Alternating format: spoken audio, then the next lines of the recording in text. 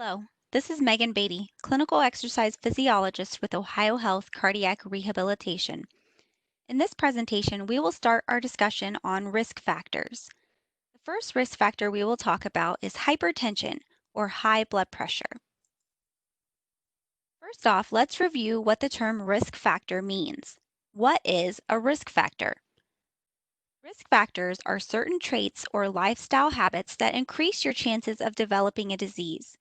In this series of education, we will talk about the risk factors that increase your chance of having heart disease. There are some risk factors such as your age, gender, or family history that you cannot control. These are called your non-modifiable risk factors.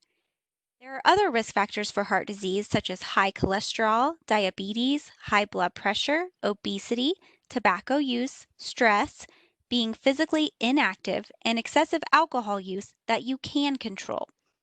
In this series of education, we want to focus on talking about the risk factors that you can manage. You have the power to reduce your risk for heart disease. Hypertension or high blood pressure is a major leading risk factor for heart disease. It is often referred to as the silent killer because it usually doesn't cause any recognizable symptoms. This is why one of the most important things you can do to treat and prevent hypertension is know your numbers. You won't know your blood pressure is high unless you check it. If high blood pressure is left untreated, it can put you at risk for heart attack, stroke, heart failure, and many other severe health issues. Blood pressure should be measured with a properly sized cuff after sitting for 5 minutes with your arm at the level of your heart. It should be checked on at least 2 separate occasions to determine if it is high. There are 2 numbers that make up your blood pressure. The top number, or systolic pressure, measures the force the blood exerts against the walls of the arteries as the heart contracts and pumps blood out.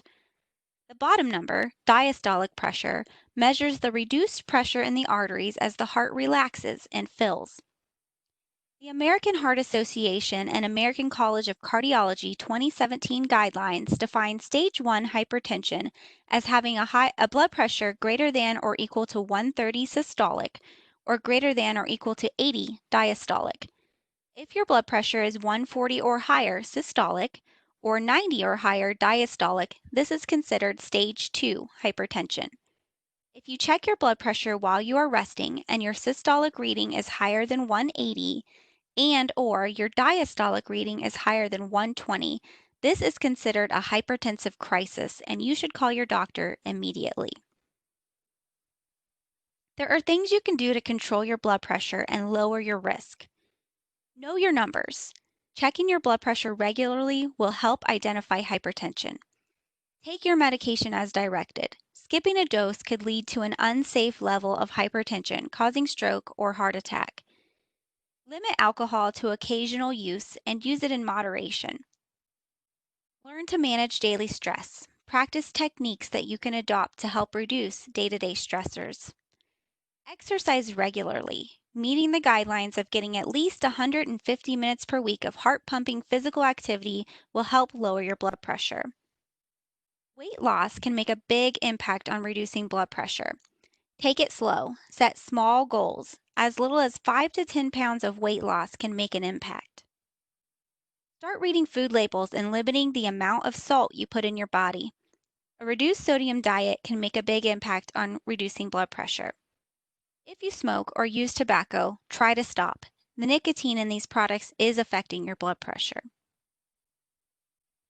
This concludes our discussion on hypertension.